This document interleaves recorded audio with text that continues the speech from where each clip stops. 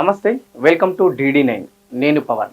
Right, రాష్ట్రంలో ఏం జరుగుతుంది, ఈ ప్రధాన పత్రికలో ఏం వార్తలు వస్తున్నాయి, ఈ ప్రధాన పత్రికలు వచ్చిన వార్తల్లో ఎంతవరకు నిజాలు ఉన్నాయి, ఎంతవరకు అబద్ధాలు ఉన్నాయి. నిజంగానే పత్రికలు ఒకనాడు నిజాలు రాసే పత్రికలు ప్రస్తుతం ఎందుకు కొన్నిసార్లు అబద్ధాలు ప్రచారం చేయాల్సి వస్తుంది. ప్రధానంగా ఉన్న పార్టీలకు ప్రధాన పత్రికలు వంత పాడుతున్నాయి. ఏ పార్టీ అధికారంలో ఉంటే ఆ పార్టీకి కష్టం వంత పాడుతున్నాయి. ఎందుకంటే ఆ పత్రికలకు యాడ్స్ రావాలి కాబట్టి.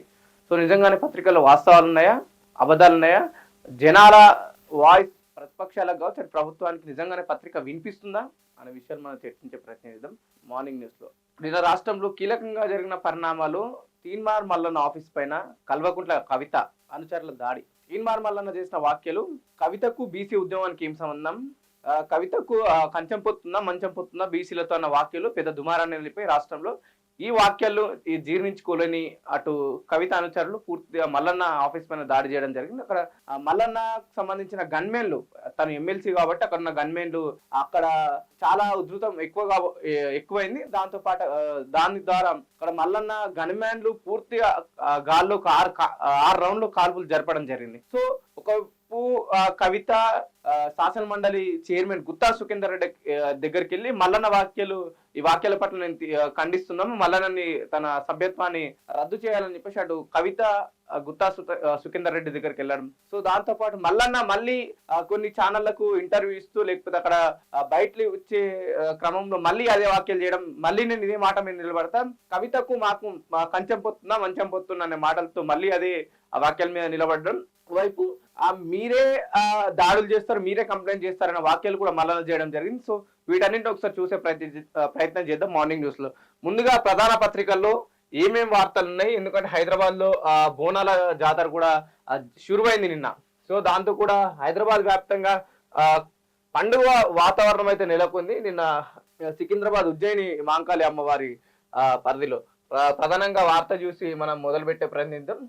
ఘనంగా లక్షర్ బోనాలు, సికింద్రాబాద్ ఉజ్జయిని మాంకాళి అమ్మవారి బోనాల ఉత్సవం ఆదివారం ఘనంగా జరిగింది. ముఖ్యమంత్రి రేవంత్ రెడ్డి అమ్మవారికి పట్టు వస్త్రాలు సమర్పించి ప్రత్యేక పూజలు చేశారు. దేవాదాయ శాఖ మంత్రి కొండా సురేఖ అమ్మవారికి బోనం సమర్పించారు. నిన్న హైదరాబాద్ లో పూర్తిగా పండగ వాతావరణం మొదలైనట్టు మనకు నిన్న సికింద్రాబాద్ బోనాల సందర్భంగా చూసుకోవచ్చు మనం. ముంగిట్లో సైబర్ ముప్పు 2024తో పోల్చితే 2025లో 76.5% మేర సైబర్ మోసాలు పెరుగుతున్నాయని సుమారు 2.5 మిలియన్ల ఫిర్యాదులు అందుతున్నాయి. క్లైడ్సెక్ సంస్థ అంచనా వేసింది. ఈ ఏడాది చివరికల్లా 20,000 కోట్లు కొల్లగొట్టే అవకాశం. సైబర్ నేరాల విస్తృతిపై క్లౌడ్సెక్ సంస్థ అంచనా. జాగ్రత్తగా ఉండకుంటే మోసపోయేందుకు ఆస్కారం. సైబర్ నేరగాల గురించి మనం ఒకసారి చర్చించుకుంటే ఈ టెక్నాలజీ ఎంత డెవలప్ అయితే అంత సైబర్ నేరగాలు కూడా ముందుకు వస్తూ ఉన్నారు. అమాయకుల్ని కావచ్చు, అమాయకుల్ని దోచుకున్నారంటే ఒక లెక్క ఉంటుంది. మంచి చదువుకున్న వాళ్ళు, IAS, IPS, DGP లాంటి వాళ్ళని కూడా ఈ సైబర్ నేరగాళ్ళు మోసగించారంటే వాళ్ళు ఎంత అడ్వాన్స్ తో ఆలోచిస్తున్నారు ఒకసారి మీరు ఆలోచించాలి. ఎందుకంటే ఒకవైపు ప్రభుత్వం కావచ్చు లేకపోతే వివిధ ఆర్గనైజేషన్ చెప్తూ వస్తున్నాయి సైబర్ మోసాలకు దూరంగా ఉండని, లేదంటే మనకు రెగ్యులర్ గా ఆ సెల్ ఫోన్ వేరే వాళ్ళకి ఏమైనా కాల్ చేసినప్పుడు కూడా కాలర్ ట్యూన్ కూడా దాదాపు అదే వినిపిస్తుంది, సైబర్ మోసాలకు దూరంగా ఉన్నారని చెప్పేసి. ఒకవైపు అన్ని విధాలుగా చెప్తున్నా సరే సైబర్ మోసగాళ్ళు దానికి ఇంకా అదునంగా మోసాలు చేయడం జరుగుతుంది. ప్రధానంగా చూస్తే 2024తో పోల్స్తే 2025 సంవత్సరంలో, అంటే ఈ సంవత్సరంలో 76.5% మేర సైబర్ మోసాలు దాదాపు 75%కి పైగా ఇక్కడ గత సంవత్సరంతో పోలిస్తే ఈ సంవత్సరం పెరిగాయని ప్రధానంగా ఒక వార్త చూడొచ్చు. ఇంకా ఈ ఏడాది చివరికల్లా, ఇంకా ఈ ఏడాది పూర్తిగానే దాదాపు 6 నెలలు ఉంది. ఈ ఏడాది చివరికల్లా 20,000 కోట్లు కొల్లగొట్టే అవకాశం. అంటే సైబర్ నేరగాల గురించి ఇక్కడ ఆ పోలీస్ వ్యవస్థ కావచ్చు లేకపోతే సైబర్ క్రైమ్ లాంటి వ్యవస్థలు కావచ్చు ముందే వాళ్ళు అంచనా వేసుకున్నారు. 20,000 కోట్లకు పైగా సైబర్ నేరగాలు కొల్లగొట్టే అవకాశం ఉందని, 20,000 కోట్లు కొల్లగొట్టే అవకాశం ఉందని చెప్పేసి ఇక్కడ నిపుణులు మనకు చెప్పడం జరుగుతుంది. 2025లో జరిగే నేరాల అంచనా.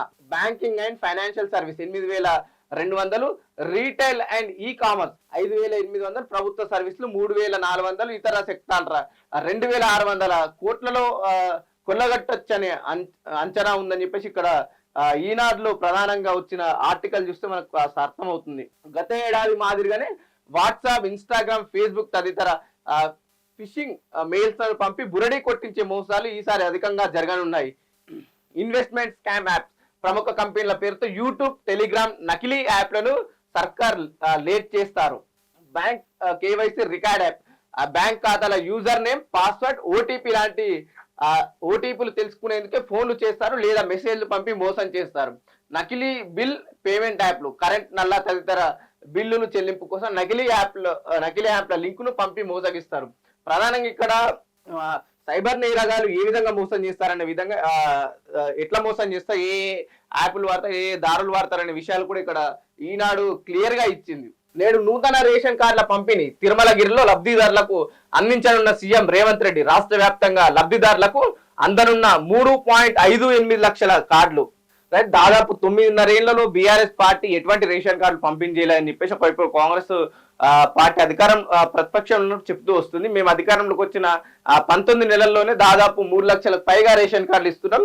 ఇది ఉమ్మడి వరంగల్ జిల్లా తిరుమలగిరిలో ఈ కార్యక్రమం మొదలవుతున్నట్టు మనకి ఇక్కడ తెలుస్తుంది. రైలు ఇంజన్లను బోగిల్లో నిఘా కెమెరాలు 100 కిలోమీటర్ల వేగంలోనూ నాణ్యమైన దృశ్యాలు. దేశవ్యాప్తంగా రైలు ఇంజన్లను రైలు పెట్టెల్లో నిఘా కోసం సీసీటీవీ కెమెరాలు ఏర్పాటు చేయాలని రైల్వే శాఖ నిర్ణయించింది. దాదాపు 15,000 లోకోమోటివ్లు, 74,000 బోగిల్లో 3.86 లక్షల సంఖ్యలో వీటిని అమర్చనుంది. సో రైలు ఇంజన్లో కూడా దాదాపు ఈ దొంగలు లేదంటే ఆ ప్రయాణికులకు ఇబ్బంది కలిగించే మోసగాళ్ళు ఉండడం వల్ల అక్కడ రైల్వే సంస్థ దాదాపు 3.86 లక్షల కెమెరాలు ఇక్కడ ఫిట్ చేస్తున్నట్టు మనకు ఒక విషయం తెలుస్తుంది. నవరసాల కోట కన్నుమూత 700లకు పైగా సినిమాల్లో నటించిన విలక్షణ నటుడు. చిత్రసీమలో విషాదం. ప్రధాని సహా పలువురు రాజకీయ సినీ ప్రముఖుల సంతాపం. తనదైన విలక్షణ నటనతో సినీ ప్రియుల్ని మెప్పించి చిత్ర పరిశ్రమపై చెరగని ముద్ర వేసిన నట దిగ్గజం కోటా శ్రీనివాసరావు ఇక లేరు. ప్రతి నాయకుడు సహాయ నటుడు, హాస్య నటుడు ఇలా ఏ పాత్రలోనైనా అవలీలగా ఒదిగిపోగల నటుడుగా పేరు తెచ్చుకున్న ఆయన వయసు రీత్యా వచ్చిన అనారోగ్యం సమస్యలతో కొంతకాలంగా బాధపడుతున్నారు.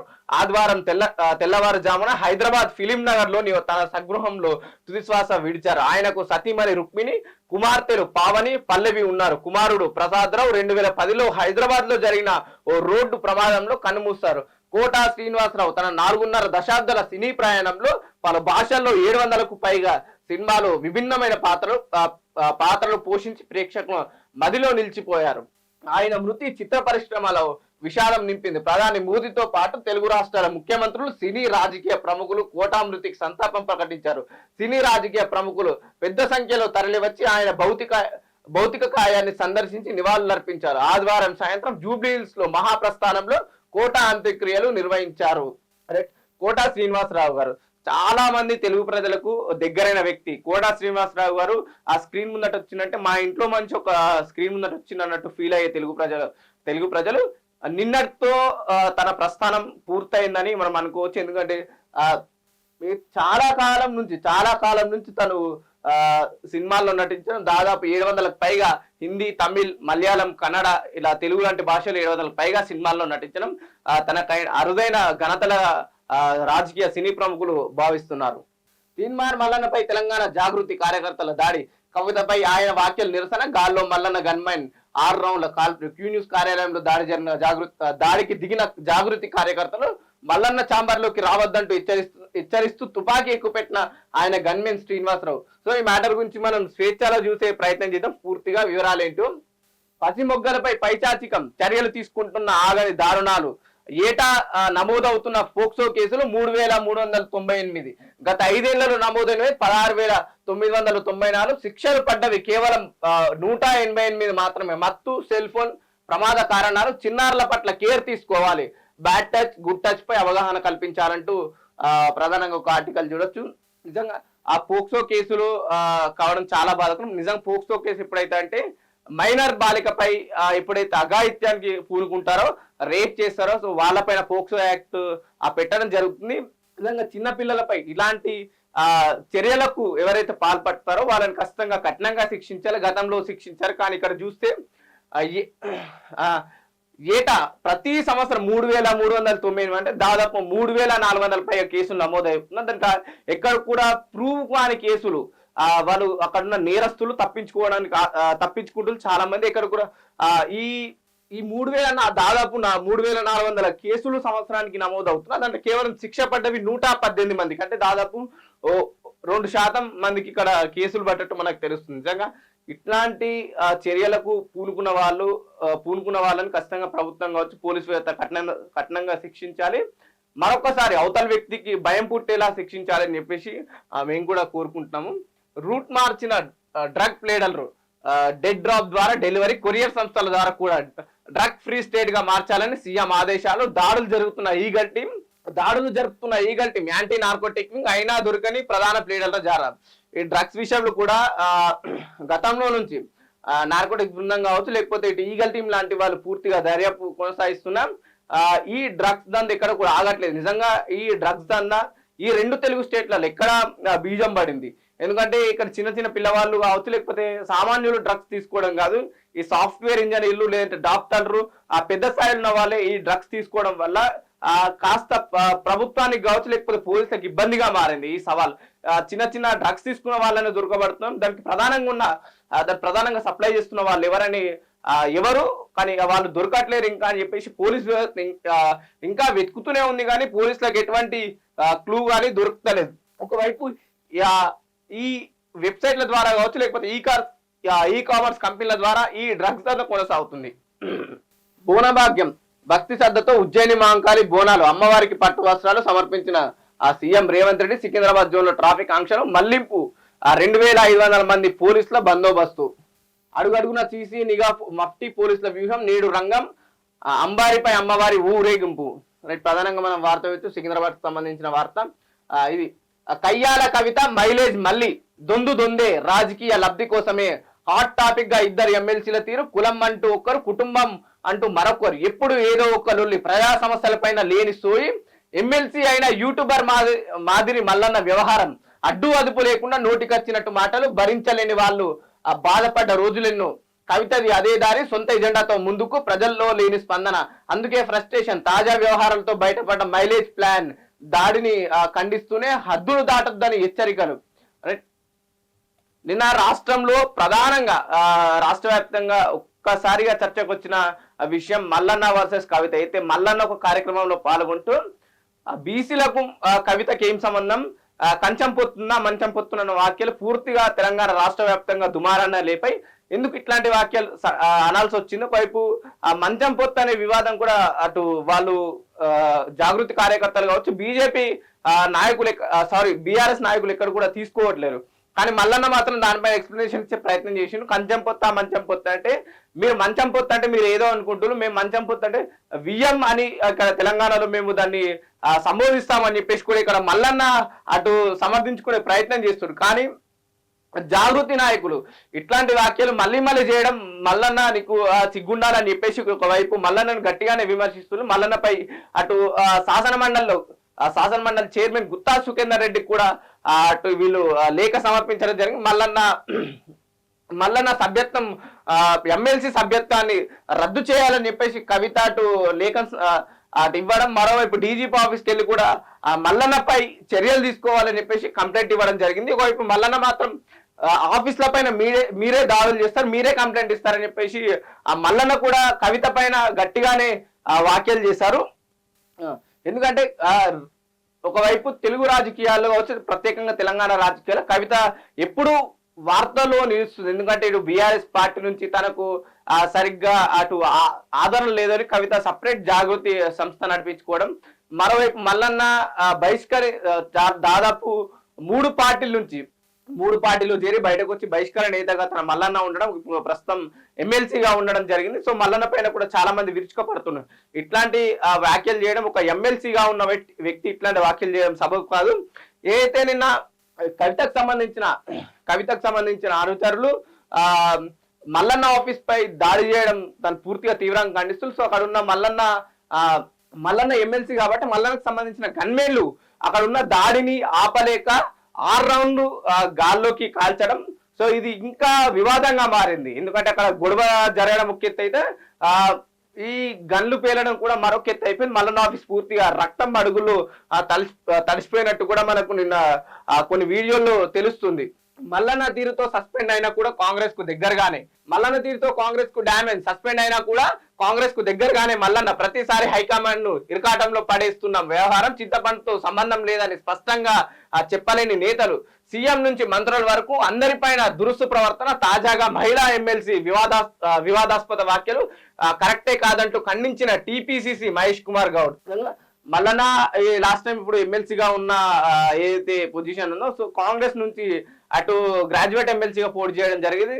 సో గెలిచి శాసన మండలిలో అడుగుపెట్టిన తర్వాత కాంగ్రెస్ కి యాంటీగా మాట్లాడడం, క్రమశిక్షణ కమిటీ అక్కడ చర్యలు తీసుకోవడం జరిగింది. మల్లన్న కాంగ్రెస్ నుంచి సస్పెండ్ చేసిన కానీ మల్లన్న మాత్రం నాకు హైకమాండ్ తో సంబంధం ఉంది, మీరు పూర్తిగా రాహుల్ గాంధీకి వ్యతిరేకంగా పనిచేస్తున్నారు, నేను రాహుల్ గాంధీ మాట వింటా అన్నట్టు ప్రతిసారి తన ఛానల్స్ లో కావచ్చు లేకపోతే ఇక్కడ సభ పెట్టినప్పుడు రాజకీయంగా తను మాట్లాడడం పూర్తిగా దుమారాన్ని చెప్తుంది. కానీ దానికి సంబంధించిన నాయకులు కొందరు అయితే బడా నాయకులు, మంత్రులు కావచ్చు, సీఎం కావచ్చు, ఎక్కడ కూడా పూర్తి స్థాయిలో స్పందించట్లేదు. మల్లన్నకు మాకు ఎటువంటి సంబంధం లేదని చెప్పట్లేదని చెప్పేసి ఇక్కడ స్వేచ్ఛలో ఒక వార్త చూడొచ్చు. నిజంగానే మల్లన్న కూడా కాంగ్రెస్ లో ఉన్నట్టా లేనట్టంటే మల్లన్న తన ఒక క్లారిటీ ఇవ్వడం జరిగింది. నేను ఎక్కడ కూడా రాజీనామా చేయలేను, వాళ్ళు క్రమశిక్షణ ఆ కమిటీ వాళ్ళు సస్పెండ్ చేసిల్లని చెప్పేసి మల్లన్న కూడా కొన్ని వ్యాఖ్యలు కూడా చేయడం జరిగింది.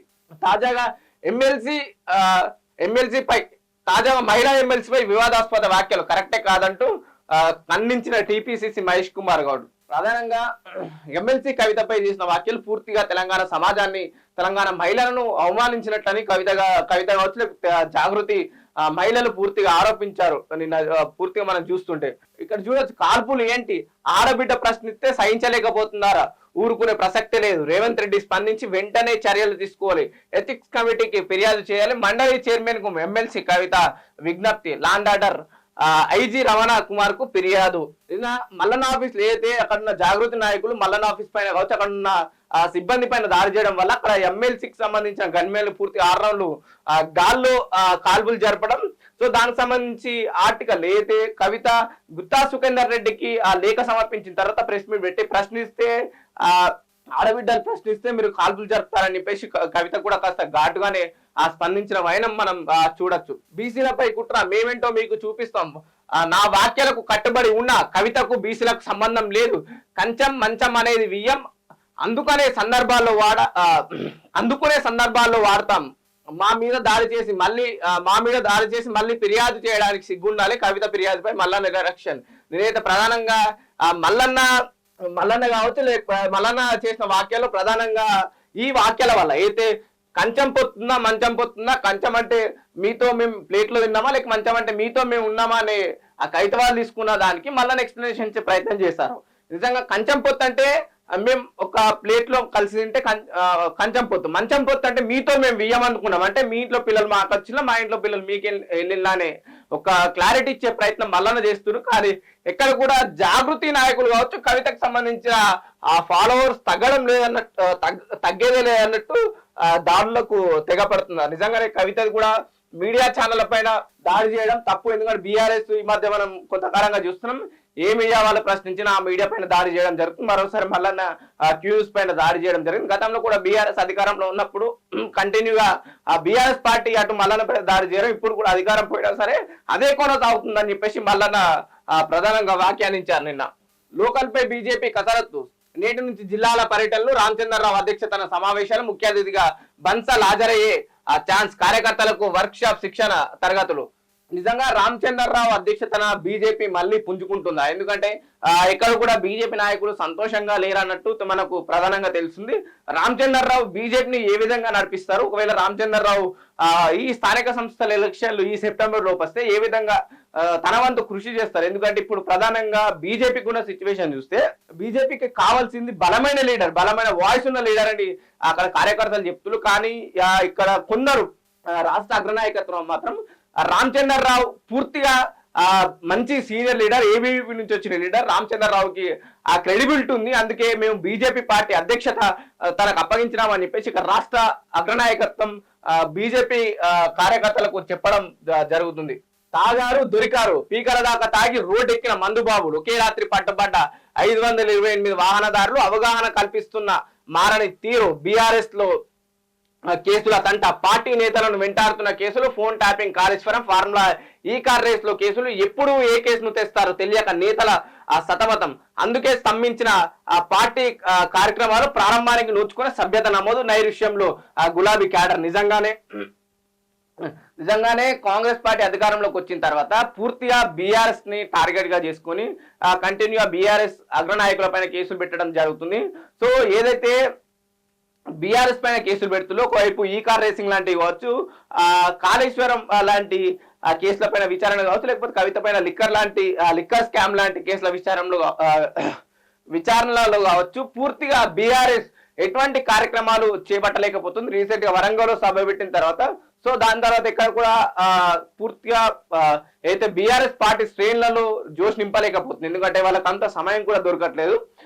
బీఆర్ఎస్ నాయకులు ప్రోగ్రామ్ చేస్తుంటే హౌస్ అరెస్టులు కావచ్చు, లేదంటే దానికి సంబంధించిన కేసులు రాష్ట్ర ప్రభుత్వం పెట్టడం జరుగుతుంది. సో దీని ద్వారా గతంలో వాళ్ళు అనుకులు జూలై తర్వాత మేము కొత్త సభ్యత్వానికి మేము అక్కడ నమోదుకి కార్యక్రమాలు చేపడతామన్న వాళ్ళు ఇంకా స్టిల్ ఆగిపోయినట్టు మనకు తెలుస్తుంది. కల్తీ కల్లుపై కన్నెర్ర, కాంపౌండ్లపై కొనసాగుతున్న దాడులు, పలు చోట్ల శాంపుల్స్ సేకరణ, అనుమతులు లేకపోతే సీజ్. రైట్, కల్తీ కల్లుపై హైదరాబాద్ వ్యాప్తంగా కల్తీ కల్లుపై కూడా పెద్ద ఎత్తున చర్చ జరుగుతుంది. రీసెంట్ గా కల్తీ కల్లు దాదాపు చాలా మంది ప్రాణం కోల్పోయారు. దాని దృష్టిలో ఉంచుకునే ప్రభుత్వం కూడా సీరియస్ గా జిహెచ్ఎంసీలో ఉన్న కళ్ళు కాంపౌండ్లు కావచ్చు, లేకపోతే హైదరాబాద్ చుట్టుపక్కల ఉన్న కళ్ళు కాంపౌండ్లు కావచ్చు, పోలీస్ వ్యవస్థ పూర్తిగా దాడులు చేయడం జరిగింది. కొన్ని అయితే కళ్ళు కాంపౌండ్లు అనుమతి లేకుండా నడిపిస్తున్న కళ్ళు కాంపౌండ్ల పైన దాడులు చేసి వాటిని సీజ్ చేయడం కూడా జరిగింది. ఐటీ పార్క్ అటకెక్కినట్లైన కండ్లకోయ ప్రాజెక్టులపై అనుచిత్తి. 2022లో ఐటీ పార్క్ కు శంకుస్థాపన, ముందుకు సాగాని పనులు మేడ్చల్ నుంచి తరలిపోతుందని అపోహ. ఐటీ పార్క్ అయితే కండ్లకోయ ప్రాజెక్ట్ లో దీన్ని పూర్తిగా చిరంజీవి గారితో ప్రారంభించారు. పెద్ద ఎత్తున ఐటీ పార్క్ మేము ఇక్కడ కడుతున్నామని చెప్పేసి రాష్ట్ర ప్రభుత్వం చెప్పింది. కానీ ఎక్కడ కూడా ఇది ముందుకు సాగట్లేదు అని చెప్పేసి గతంలో బీఆర్ఎస్ పార్టీ అధికారంలో ఉన్నప్పుడు ఈ ఐటీ పార్క్ మొదలు పెట్టారు. కానీ ఇప్పటికీ ఇంకా ముందుకు సాగట్లేదు, ఆ పనులు ఎక్కడ కూడా జరగట్లేదు అని చెప్పేసి అక్కడ ఉన్న వాళ్ళ ఆందోళన చెందుతున్న పోయా ఇది తరలిపోతే ఇక్కడ డెవలప్మెంట్ అయిపోతాయని చెప్పేసి కూడా కొందరు అనుమానాలు రేకెత్తుతున్నాయని మనకు ప్రధానంగా కనిపిస్తున్నాయి. ప్రధానంగా ఆంధ్రప్రభలో ప్రధానంగా వచ్చిన బ్యానర్ ఐటమ్ చూసే ప్రయత్నం చేద్దాం. కమలానికి కావాలి యంగ్ టర్క్, బీజేపీ కొత్త జాతీయ అధ్యక్షుడిపై ఆర్ఎస్ఎస్ ఆంక్షలు. టాబు దర్పం ఉండకూడదు, ప్రజల పట్ల వినయం విధేయతలు ఉండాల్సింది, సైద్ధాంతిక సంరక్షకుడిగా వ్యవహరించాలి, వాస్డాగ్ లా ఉండాలి, మోడీ షా శైలికి విభిన్నంగా ఉండాలి, ఇలాంటి వారికి పగ్గాలు ఇవ్వాలి. మనందరికీ తెలుసు బీజేపీ అధికారంలోకి వస్తుందంటే దాని వెనుక ప్రధానంగా ఆర్ఎస్ఎస్ ఉంది అని ఒక బలమైన వాక్యాలనే. సో దాన్ని నిజంగానే వాళ్ళు నిజం చేస్తున్నారు. ఎందుకంటే బీజేపీ అధ్యక్షుడు ప్రస్తుతం జేపీ నడ్డా గారు, ఇతర రాష్ట్రాల్లో బీజేపీ కొత్త అధ్యక్షులు ఎంచుకుంటున్నారు. బీజేపీ ఇంకా ముందుకు నడవాలంటే కొత్త యంగ్ అండ్ డైనమిక్ లీడర్ కావాలి. సో అమిత్ షాకు మోదీకి ప్రస్తుతం ఉన్న నాయకత్వానికి పూర్తిగా విభిన్నంగా ఉండాలి అని చెప్పేసి అక్కడ ఆర్ఎస్ఎస్ నుంచి కూడా బీజేపీకి సూచనలు వచ్చినట్టు మనకు ఇక్కడ తెలుస్తుంది. ఆర్థిక ఇబ్బందులున్న ప్రాణహిత చేవల్ల ఆపేదే లేదు, ఆర్ఎఫ్ఆర్ భూముల్లో ఇందిరా సౌర గిరిజన వికాస్ పథకం అమలు. మంచిర్యాల జిల్లాలో డిప్యూటీ సీఎం బట్టి విక్రమార్కం. కొత్త రేషన్ కార్డులకు నేడు శ్రీకారం, తుంగతుర్తిలో సీఎం రేవంత్ చేతుల మీదుగా ప్రారంభం. నిరంతర ప్రక్రియగా రేషన్ కార్డుల జారీ. ఆ కొత్త రేషన్ కార్డు కోసం దరఖాస్తు చేసుకుని ఎదురు చూస్తున్న వారి నిరక్షణకు రాష్ట్ర ప్రభుత్వం నీటితో తెరదించబోతుంది. రాష్ట్రంలో అర్హత కలిగిన వారందరికీ కొత్త రేషన్ కార్డులు పంపిణీ చేసేందుకు కాంగ్రెస్ సర్కార్ సిద్ధమైంది. అర్హులైన లబ్ధిదారులకు కాంగ్రెస్ ప్రభుత్వం కొత్త రేషన్ కార్డులను సోమవారం నుంచి మంజూరు చేయనుంది. ఈ మేరకు సోమవారం ముఖ్యమంత్రి రేవంత్ రెడ్డి సూర్యాపేట జిల్లాలో తుంగతుర్తిలో కొత్త రేషన్ కార్డుల జారీ కార్యక్రమాన్ని అధికారికంగా ప్రారంభించనున్నారు. సో చూద్దాం, ఇప్పుడైనా గత ప్రభుత్వం చేసిన రేషన్ కార్డుల విషయంలో చాలా మంది ఓట్లు కోల్పోయింది బీఆర్ఎస్ పార్టీ. సో ఇప్పుడు ఇది కేవలం మొదలు పెట్టే ప్రక్రియ ఉంటుందా, నిరంతర ప్రక్రియ కొనసాగుతుందనే విషయాలు కూడా కాస్త వేచి చూడాల్సిన అవసరం ఉంది. నటనకు పెట్టిన కోట, నిష్క్రమించిన వేళ నిశ్చేజమైన సినీ లోకం, వృద్ధాప్యం సమస్యల తుదిశ్వాస, అంత్యక్రియలకు హాజరైన సినీ రాజకీయ ప్రముఖులు, సీఎం రేవంత్ రెడ్డి సంతాపం, కంకిపాడు కంటతడి. వడ్డీ లేని రుణాలు, కొద్ది కాలంగా రాష్ట్రంలో నిలిచిపోయిన వడ్డీ లేని రుణాలు కార్యాచరణలో మరో ఎన్నికల హామీ. వడ్డీ లేని రుణాల కోసం 344 కోట్ల విడుదల అయితే వడ్డీ లేని రుణాల విషయంలో గత ప్రభుత్వం మహిళలకు డ్వాక్రా సంఘాలకు కావచ్చు లేకపోతే మహిళా సంఘాలకు వడ్డీ లేని రుణాలు అందించింది. కానీ ప్రస్తుతం కాంగ్రెస్ పార్టీ అధికారంలోకి వచ్చిన తర్వాత వడ్డీ లేని రుణాలు పూర్తిగా ఆగిపోయినాయి. ఈ కాంగ్రెస్ పార్టీ ఇచ్చిన 6 గ్యారెంటీలు కావచ్చు లేకపోతే ఇతర హామీల అమలు విషయంలో వాళ్ళకు ఆర్థికంగా కాంగ్రెస్ పార్టీకి ఆర్థికంగా ఇబ్బంది ఉంది, రాష్ట్ర ప్రభుత్వానికి ఆర్థికంగా ఇబ్బంది ఉంది కాబట్టి మేము పూర్తిగా వడ్డీ లేని రుణాలు ఆపేసినాము అని చెప్పేసి ఇక్కడ రాష్ట్ర ప్రభుత్వం చెప్పుకొస్తుంది. ఒకవైపు మహిళలను కోటి మంది మహిళలను కోటీశ్వరులు చేస్తామని చెప్తూనే మరోవైపు మహిళలకు ఉచిత బస్సు లేదంటే 2500 ఇస్తున్నామని చెప్తూనే ఈ హామీలు ఎక్కడ కూడా నెరవేర్చకుండా కేవలం వాళ్ళకు వచ్చే డబ్బులు కూడా ఆగిపోవడం వల్ల మహిళా సంఘాలలో కాస్త నిరుత్సాహంగా ఉన్నట్టు మనకు ఈ వార్త చూస్తే తెలుస్తుంది. రాష్ట్రంలో భారీ వైన్ పరిశ్రమ ప్రభుత్వం వద్ద 3 దరఖాస్తులు. ఇక దేశమంతటా ఓటర్ జాబితా సవరణ విమర్శల నేపథ్యంలో ఈసీ నిర్ణయం, వచ్చే నెల నుంచి ప్రక్రియ ప్రారంభం, అక్రమ వలసదారుల పేర్ల తొలగింపు, నకిలీ ఓటర్ల ఏరువేత లక్ష్యంగా కసరత్తు. బాయ్ బచ్చా ఆగయ డ్రగ్స్ పై ఈగల్ పంజా, గచ్చిబౌల్లో డెకాయ్ ఆపరేషన్, ఒక ప్రియుడితో పాటు 14 మంది సాఫ్ట్వేర్ ఇంజనీర్లు అరెస్ట్, కోడ్ భాషలో జోరుగా డ్రగ్స్ గంజాయి దందా, 100 మందికి పైగా కస్టమర్లతో వాట్సాప్ గ్రూప్, యూరిన్ టెస్ట్ లో పాజిటివ్ గా ధృవీకరణ, డి అడిక్షన్ సెంటర్లకు నిందితుల తరలింపు. రైట్, మనం ఇక్కడ చూడొచ్చు ప్రధానంగా డ్రగ్స్ లో పట్టుబడుతున్న వారు సాఫ్ట్వేర్ ఇంజనీర్లు, డాక్టర్లు. రీసెంట్ గా కూడా మనం ఇక్కడ గచ్చిబౌలిలో చూస్తాం, ఒక ప్రధానంగా హాస్పిటల్లో ఎంబీబీఎస్ పూర్తి చేసుకొని విధులు నిర్వహిస్తున్న ప్రైవేట్ హాస్పిటల్ విధులు నిర్వహిస్తున్న ఒక డాక్టర్ డ్రగ్స్ తీసుకుంటూ పట్టుబడ్డారు. అట్లాంటి వాళ్ళు వేటికి నిదర్శనం. ఒక డాక్టరే డ్రగ్స్ తీసుకుంటూ పట్టుబడడం వల్ల చాలా మంది ఒక సామాన్య వ్యక్తికి దేనికి నిదర్శనం. ఒక డాక్టర్ తీసుకుంటూ మేమేం తీసుకోవద్దు అనే ఒక ఇట్లాంటి సందేశం ఇచ్చినట్టు అవుతుంది. ఒక్కసారి సాఫ్ట్వేర్ ఇంజనీర్లు, డాక్టర్లు కానీ లేకపోతే వివిధ హోదాలు ఉన్న వ్యక్తులు ఎవరైతే డ్రగ్స్ తీసుకున్న వాళ్ళు ఉంటారో కాస్త జాగ్రత్త ఉండాలి, డ్రగ్స్ కి దూరంగా ఉండాలి, డ్రగ్స్ ఫ్రీ స్టేట్ గా మార్చేందుకు మీరు కూడా కృషి చేయాలని చెప్పేసి రాష్ట్ర ప్రభుత్వం చెప్తూ వస్తుంది. కానీ ఇక్కడ కూడా అట్లాంటి ఆడడం లేదు. డ్రగ్స్ కొనుగోలుదారులు చాలా మంది పెరుగుతూనే ఉన్నారు, కానీ డ్రగ్స్ అమ్మేవారిని రాష్ట్ర ప్రభుత్వం ఎందుకు పట్టుకుంటలే అని చెప్పేసి కూడా కొంతమంది ప్రజలు ప్రశ్నిస్తున్నారు. ఇక్కడ కొని అక్కడ అమ్మి సరిహద్దు జిల్లాలో యూరియా మాయాజలం, అవసరానికి మించి కొనుగోలు, మరో వంక కొరత భయం, ముందస్తు జాగ్రత్తలు, డీలర్ల ఇష్టారాజ్యం, బ్లాకుల్లోకి తరలిస్తున్న వ్యాపారులు, అంతిమంగా యూరియా కొరత. ఈ యూరియా గురించి కూడా ఈ మధ్య పెద్ద ఎత్తున చర్చ జరుగుతుంది. ఒక కేంద్ర మంత్రి యూరియా తగ్గించాలి అని చెప్పేసి కేంద్ర మంత్రి అది చెప్పడం జరిగింది. మరోవైపు ఈ ఏదైతే డీలర్లు ఉంటారో వాళ్ళు కూడా ఈ యూరియాని బ్లాక్ లో అమ్ముకుంటే ఎక్కువ ధరకు వస్తుంది, మేము లెక్క చెప్పాల్సిన అవసరం లేని చెప్పేసి యూరియాని బ్లాక్ లో అమ్ముకోవడం, దాంతో రైతులు, చిన్న సన్నకారు రైతులు పూర్తి స్థాయిలో ఇబ్బంది పడుతున్నారు. ఈ యూరియా దొరకట్లేదు, మేము పొలం ఎట్లా వేసుకోలేకపోతే పొలానికి మందెట్లా జల్లాలని చెప్పేసి చిన్న సన్నకారు రైతులు పూర్తిగా ఇబ్బంది పడుతుంది. దీనిపైన రాష్ట్ర ప్రభుత్వం కావచ్చు, కేంద్ర ప్రభుత్వం పూర్తిగా సీరియస్ గా వివరించాలి, దీనిపైన నిఘా కొనసాగించాలని చెప్పేసి ఇక్కడ చెప్పడం జరుగుతుంది. తీన్మార్ మల్లన్న సభ్యత్వాన్ని రద్దు చేయండి, మండలి చైర్మన్ గుత్తాకు, ఎమ్మెల్సీ కల్వకుంట్ల కవిత ఫిర్యాదు, నా జోలికస్తే అగ్గిరవ్వై రగిలిపోతా, ఈ ఉద్యమ పిడికిలి బిగిస్తా కల్వకుంట్ల కవిత. రాష్ట్రపతి కోటాలో రాజ్యసభకు 4, ఉజ్వల్ నికమ్, హర్షవర్ధన్, సదానందన్, మీనాక్షి జైన్ నామినేట్. విభిన్న రంగాల ప్రముఖులకు సముచిత గౌరవం, అభినందనలు తెలిపిన ప్రధాని మోదీ. పెద్దల సభల్లో కమలదళం సెంచరీ. అదిగో శ్రావణం, పెళ్లికల వచ్చేసింది, ఆషాఢంలో హడావిడి, పెళ్లికి రెడీ అవుతున్న జంటలు. ఈ నెల 25 నుంచి శ్రావణ మాసం ప్రారంభం, రాష్ట్రమంతటా పెళ్లికల. ఈసారి కొద్ది రోజుల పాటే ముహూర్తాలు, ఆ తర్వాత మంచి రోజులు లేవంటున్న పండితులు. బంగారం వస్త్ర కొనుగోలు షురు, ఫంక్షన్ హాళ్లకు పెరిగిన డిమాండ్, శుభకార్యాలకు సన్నిద్ధమవుతున్న జనమంటూ ఒక వార్త చూడొచ్చు. బీహార్లో విదేశీ ఓటర్ల సమగ్ర సర్వే వేళ కలకలం, జాబితాలో నేపాల్, మయన్మార్, బంగ్లా పౌరులు, వారి వద్ద ఆధార్, రేషన్ కార్డులున్నట్టు నిర్ధారణ, అనర్హులను తొలగించాలంటూ అధికారుల ఆదేశం అని ప్రధానంగా ఒక వార్త చూడొచ్చు.